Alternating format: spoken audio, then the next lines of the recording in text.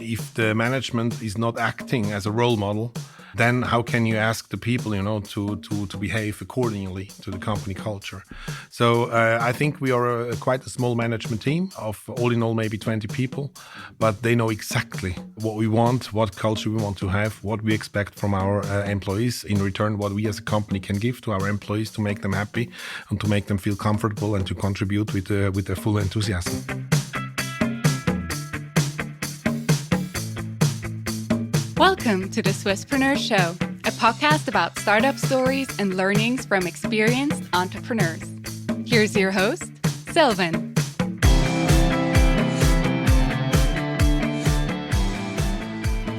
Adrian, a very well welcome to the Swisspreneur Show. It's a pleasure to have you as a guest today. No, thank you to give me this opportunity to be here today.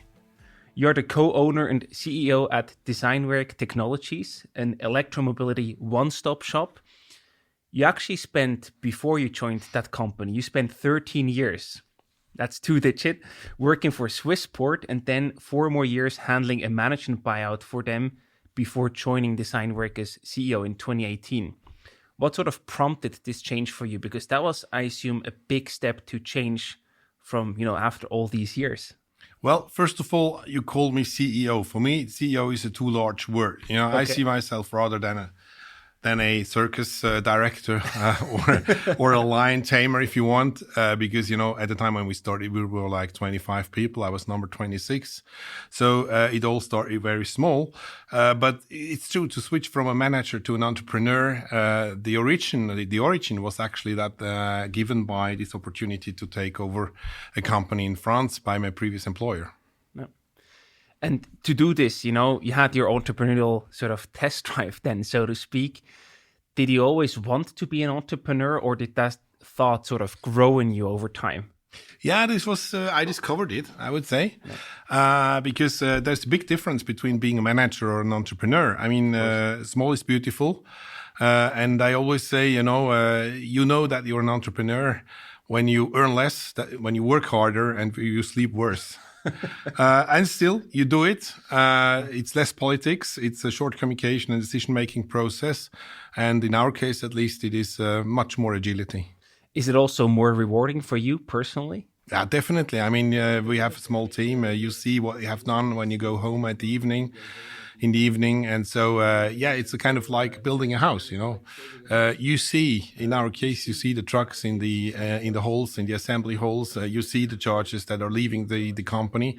And it's not that the screw that's inside the charger is from me, but it's kind of, we built the house to do that. I want to talk about the year 2018 when you actually joined Designwerk as CEO or Chief Circus Officer. Designwerk has been around for already 10 years. It has been founded in 2008. So rumor has it that it all started because of an 80-day all-electric world record circumnavigation. Please tell us about that story, the origin. Yeah, that's absolutely true. I mean, the two company founders, Frank and Tobias, they started the whole story with a tour around the world. They wanted to prove that it goes electric already 15 years ago. And they were participating in a race that was called in 80 days around the world. Not only that they won the race, but they came back with a lot of impressions. One of the impressions was there are more electric outlets than gas stations in the world. So everywhere where there's civilization, there is basically electricity available. And this was the starting point. And for you to come from the outside, basically, how was that for you? How did you, get interested in joining Designwerk as a CEO? Well, I think the company founders, they noticed that they are very good engineers and very good industrial designers, but maybe they're not the best entrepreneurs in the sense that they are lacking the background, the financial background, and the economical background. And this was basically my moment to come in and my point to join the team. So they were kind of lacking this economical piece in the whole puzzle, and not only that they noticed and they acknowledged that they are lacking that, but they also accepted somebody new to come in. This is not always easy for company founders because usually that's their babies. Absolutely. And so I was lucky in finding this constellation of people that would allow somebody to come in. And how did that work? Did you already know the founders before that, or Did you sort of just got introduced to them when they were actually actively looking for someone? How did you meet, basically? Yeah, this is usually in life. It went around 7 corners. I didn't know them before, but I knew somebody who knew somebody who knew them. Yeah. And I was just coming back from my adventure in France. I was looking for something, from new opportunity, for a new challenge in Switzerland, and it came across through a few corners. Fantastic. And you said they were open, which is already a hard thing for founders to let someone else in to run their baby. How did you sort of also manage to get a good deal? Because in the end, you're also an entrepreneur yourself, and you probably also wanted to have some shares of the company to participate in the upside.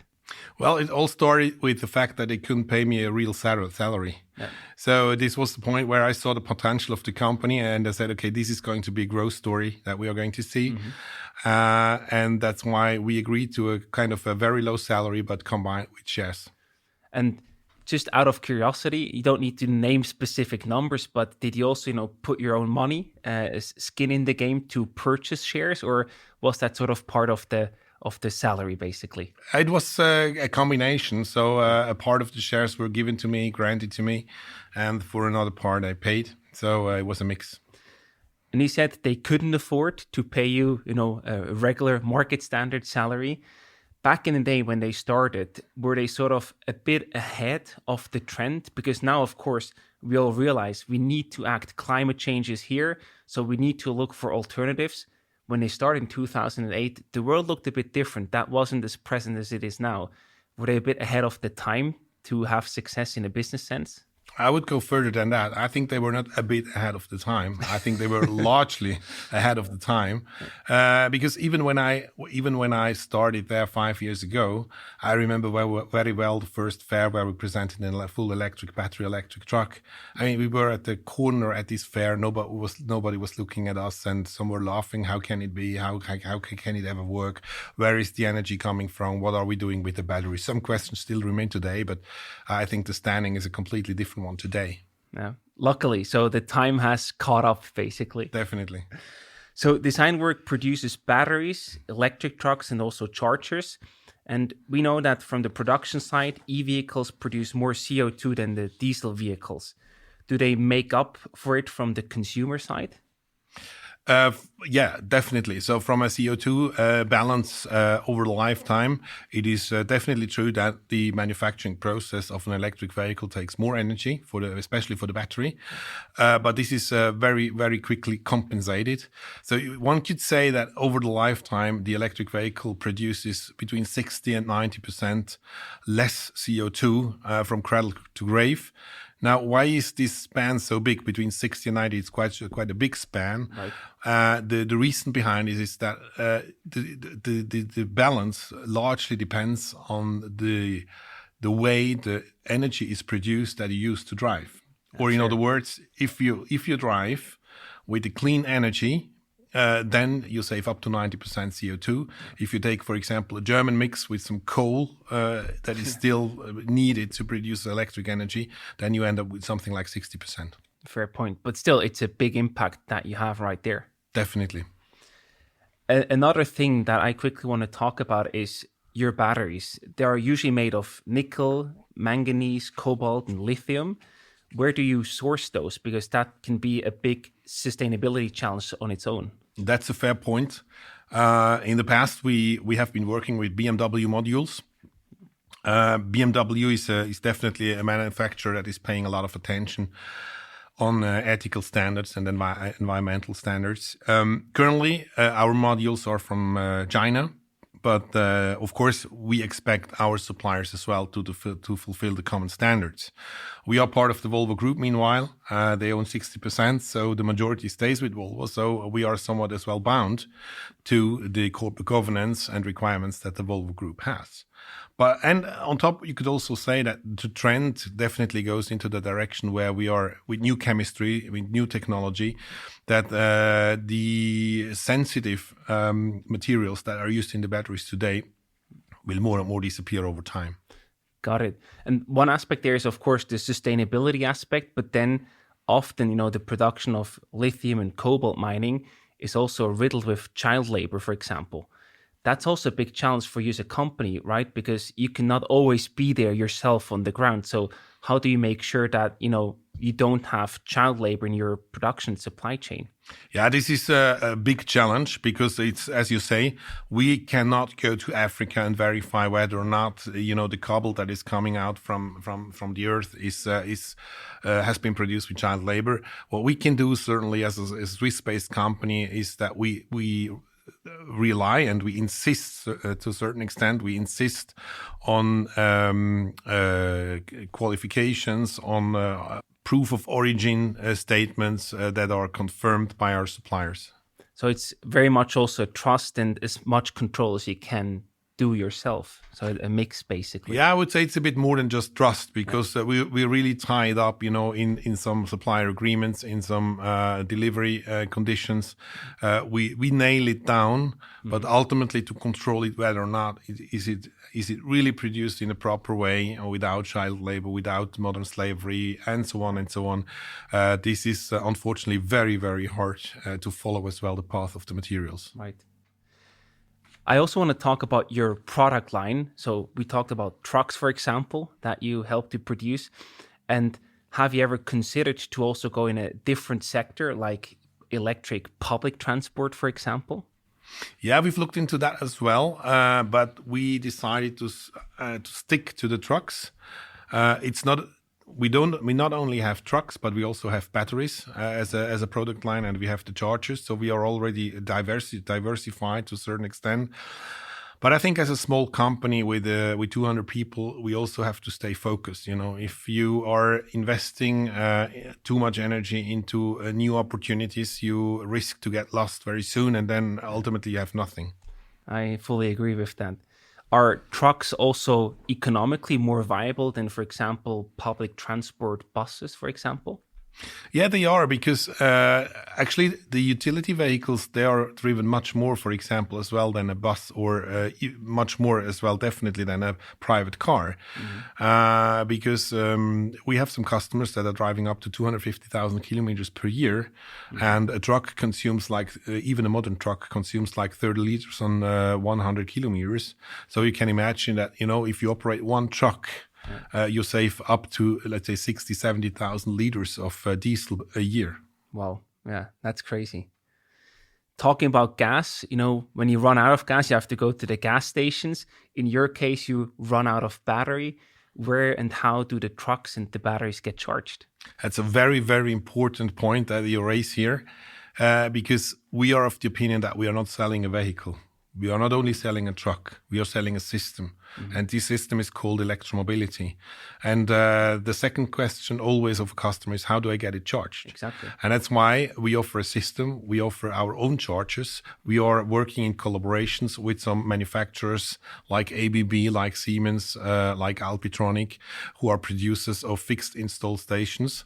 And with this, we can offer basically not only the solution to drive, but as well to operate the whole system. How do I have to envision that? You then have charging stations, or who complete that system all over the world, or how do you do that? Normally, our customers, they invest not only in the truck, but as well in the charging infrastructure at their home base. Yeah. And in actually quite numerous cases, it is sufficient to charge overnight. Yeah. For example, the whole public sector, they are not working during the night in any way. In most of the European countries, we have a night ban where trucks are not allowed to drive. So usually you have kind of a rest time during the night of some 8 hours or so. And most of our customers are charging at their home base. Okay, got it. And if I think about trucks, I think about the truck driver basically doing a long route and then having to stop somewhere to sleep in the truck. That would be challenging in that case, right? Yeah, that's as well a very important point that you're touching upon, because I think the success of electromobility on the long-haul fleet is going together with the infrastructure of being capable to charge the trucks. Yeah. We have a range with our trucks of up to 750 kilometers with a full payload. But it's true that, there are some applications, some use cases where you need an infrastructure in fast charging stations, at least along the main maintain the trunk routes. Right. Is that also something that you are looking more deeply into? Yeah, this would be a project that is would take too much of engagement or too much of means, too much of money for a small company that we are. But again, we are there part of the Volvo Group. And the Volvo Group, we know that they have a project together with other truck manufacturers. And therefore, we think that the large manufacturers will take care of a solid infrastructure on a European level. Amazing. Talking about the battery charging, at one point they are end of life, so they have to basically get replaced. What happens to the old electric batteries? So first of all, the battery will survive the vehicle. So the batteries, they are built for maybe 15 years. Wow, that's much longer than I would have expected. No, yeah, that's I would say state of the art today. Yeah. And after 15 years, they have like 80% of still available energy that is usable. And then the question is, what do we do with batteries? Then we have two options. Mm-hmm. One option is to use them in another application, so-called second life. Mm-hmm. It could be a stationary, for example, application linked to solar panels or something like that. Or if this is not viable, then we just recycle them. Recycling today means we are shredding them, and we can recover depending on who you ask and which study you read, but between 92 and 96% of the raw materials can be taken back. Wow, that's also much higher than I would have expected. Fantastic. I also want to talk about some challenges that you have seen and experienced along the way. The first one, you have actually grown tremendously with Designwerk. Over the past 5 years, I think your turnover increased 11-fold.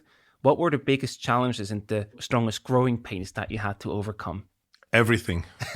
But if you had to cluster it, I would say that it's 4 points. It is people, to get the right people on board.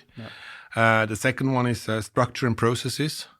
As the company grows, we had to change our processes, a minimum of as well approval processes, for example, internally. Mm-hmm. The third one is cash. When you're growing so fast, this ties up a lot of cash, and especially in the capital-intense business that we are in. Yeah. And the fourth is maybe a bit of a temporary case or temporary story, the availability of material. Yeah. When we started our production in 2019, which was 1 year before COVID. And COVID, of course, changed the rules when it comes to availability and lead times for materials. Well, many challenges. I want to start at the top with the people, but also sort of the processes. I think that goes into the similar direction, your company culture. How did you keep up and really actively also shape your company culture with all that growth that you've seen? Yeah, that's a challenge, definitely. We are very selective in hiring new people. We are in the lucky position that despite the Fachkräftemangel, we are in the lucky position that many people want to work for Designwerk because apparently we offer an attractive product. We offer an attractive company culture, and we pay a lot of attention of whom we are hiring, which means that every employee has to be seen by either the company founders or the minority shareholders. That makes sense.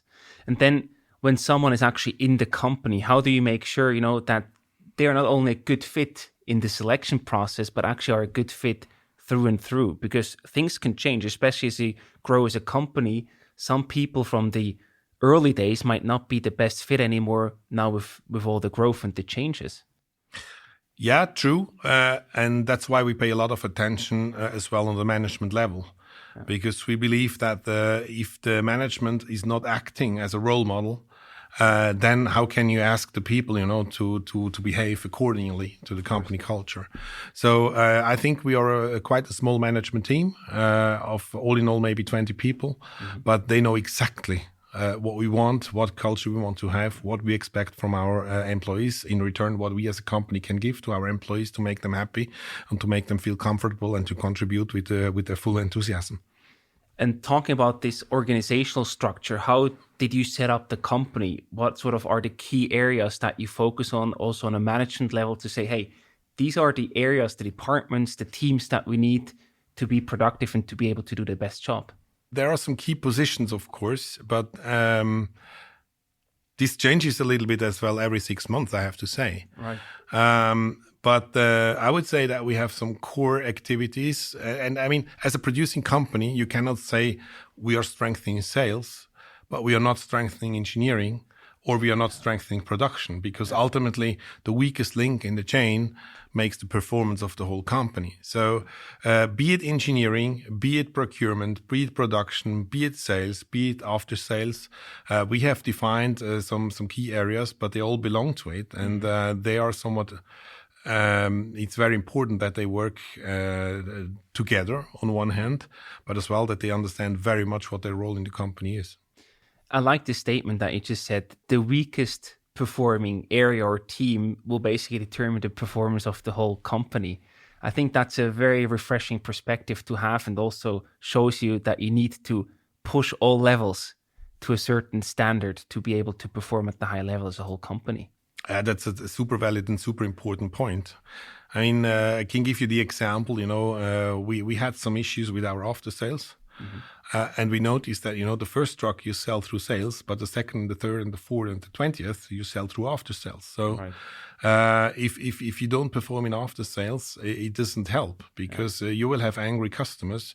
You will have customers that don't believe in the product or in you as a company, and therefore everybody has to perform. That's definitely true. How do you then specifically tackle that? Like, no need to go into specifics, but how do you then make sure that the performance was being lifted in that after-sales department? I mean, besides the regular exchange that we have on management level and in the bilateral talks and topics that we are discussing, I think we have some topics that are popping up. And this is the prioritization of these, the joint prioritization, what is important today, where we have to put our focus today, on Monday, on Tuesday, on Wednesday, on Friday, next month, and so on. This makes the difference ultimately, because you cannot solve everything at the same time, and not everything is urgent the same way. But I think what is important is that you understand what the priorities are, and then you put a lot of efforts to fix them and to sort them out, and then you can go to the next. Yeah.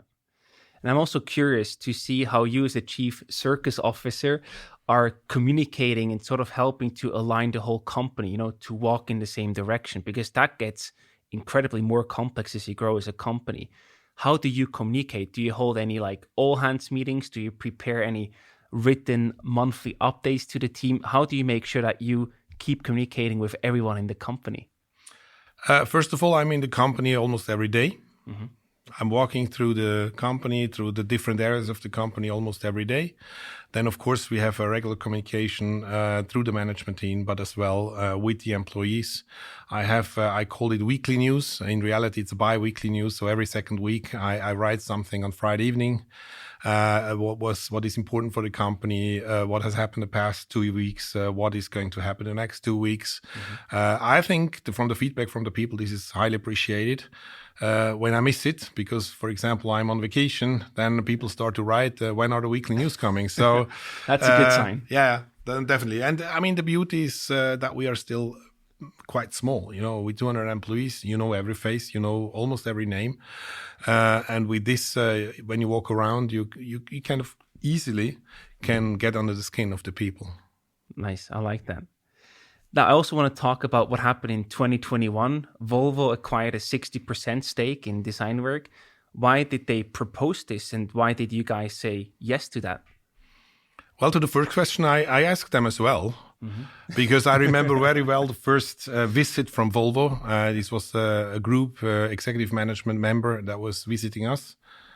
And I was exactly raising this question, why are you interested in buying the company? Because how many engineers do you have? And he said 13,000. I said, okay, we have 20. At the time, we only had 20. But his answer was crystal clear, because you're the sports boat. Yeah. And we are a large mothership. And the combination of these two companies make a perfect match. In other words, I think that Designwerk should never produce 10,000 trucks per year.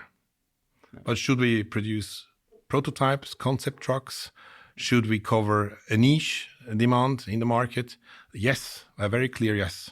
And this combination out of the two companies makes it so valuable. Absolutely. And why was it then for you also the right step to say, hey, we want to have Volvo as a partnered owner, basically, compared to going the way alone? A clear yes as well, because, when you're a small company, you are sometimes perceived to be weak. And this is the case because you are weak. Mm-hmm. So Volvo gave us very clearly robustness, stability, a long-lasting future, credibility, and last but not least as well, support. Mm-hmm. How can you imagine that a small company opens a European network for after-sales stations? They don't. Yeah. They are not in a position to. And that's why, for example, Volvo is our partner throughout the European network. In all their countries, they are present as after-sales partners. So that's probably one thing that has changed since the, sort of ownership change. What else has changed since Volvo is on board? They supported us when we called them, for example, for quality expert.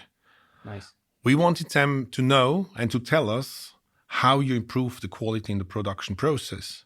Now, of course, their production is not quite the same as we are doing, but still there are some principles that they were showing us, how they treat, how they look at quality, for example, at a truck. So this is definitely something where they were contributing very valuable inputs to us. The rest, I have to say, has not changed that much. Okay. In other words, they have understood that the value of Designwerk is to remain small, mm-hmm. to have this short communication and decision-making processes, and not to overload Designwerk with some corporate things and corporate governance and corporate structures, let's say. And I think this is a very mature performance of Volvo of not doing that. Yeah. Fantastic. And it seems to be a really great setup that you take the best out of both worlds to a certain degree. Yes.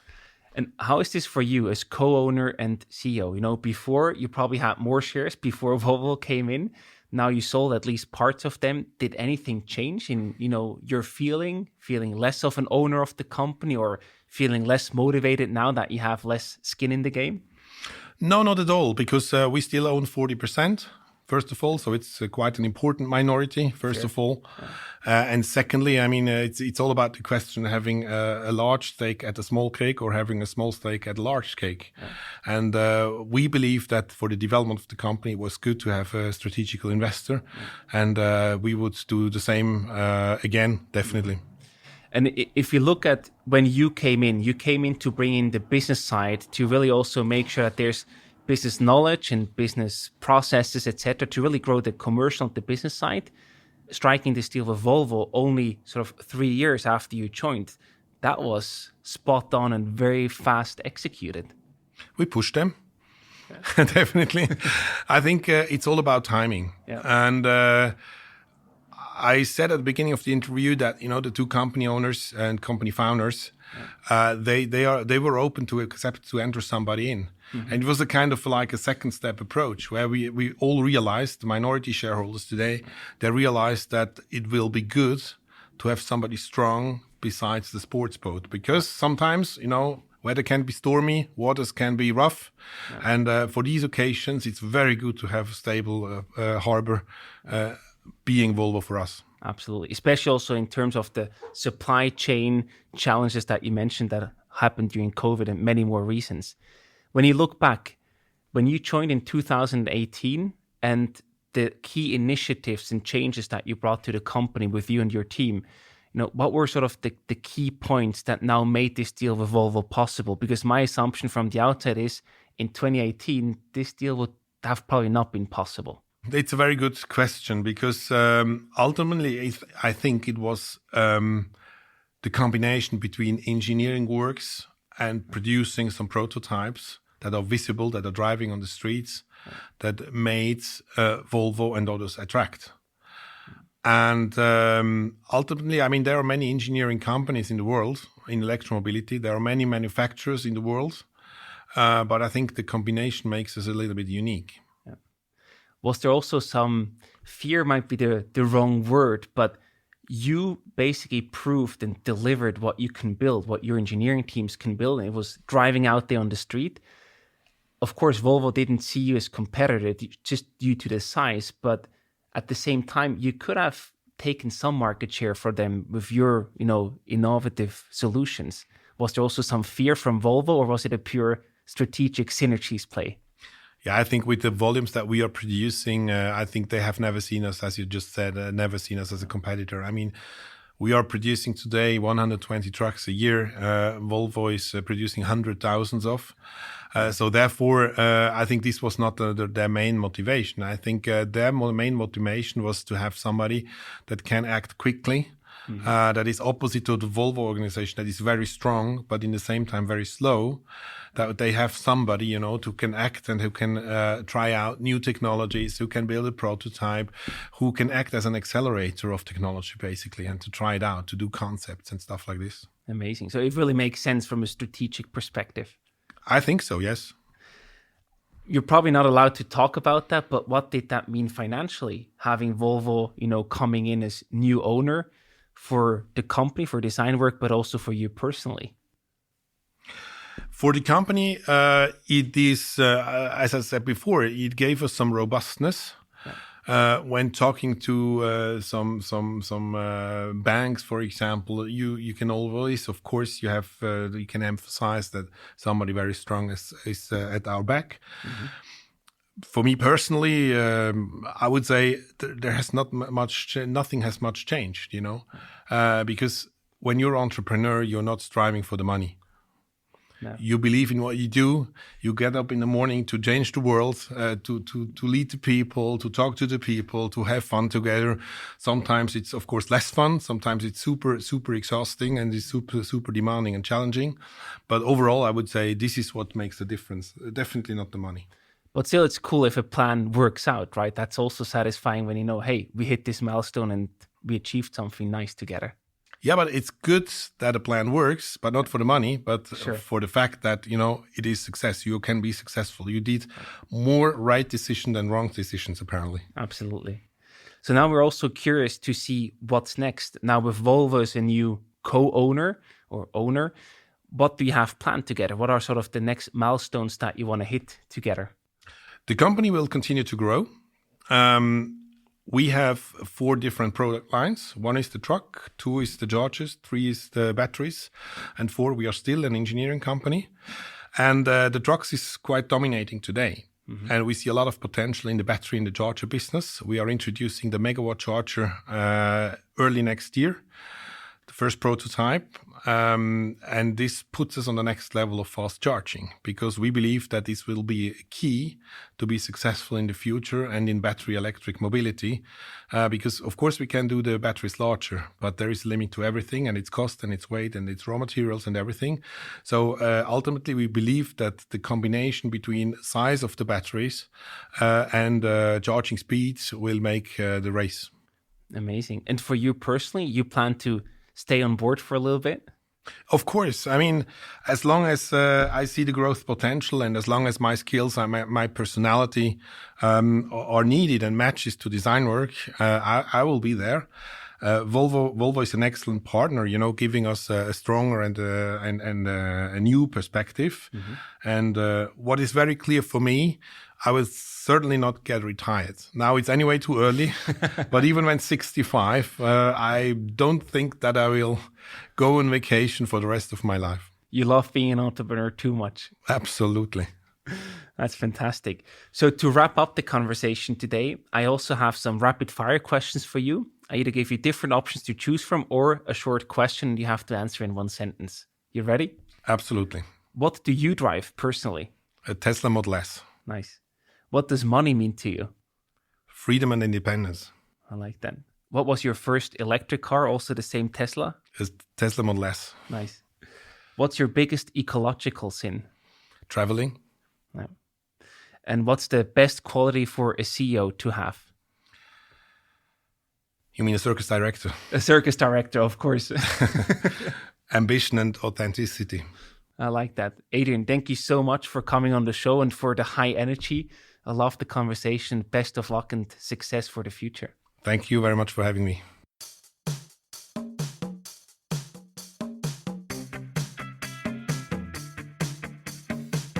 We hope you enjoyed today's episode. If you did, you can support us by rating our show on Apple Podcasts. This way, we can reach an ever-growing number of aspiring entrepreneurs.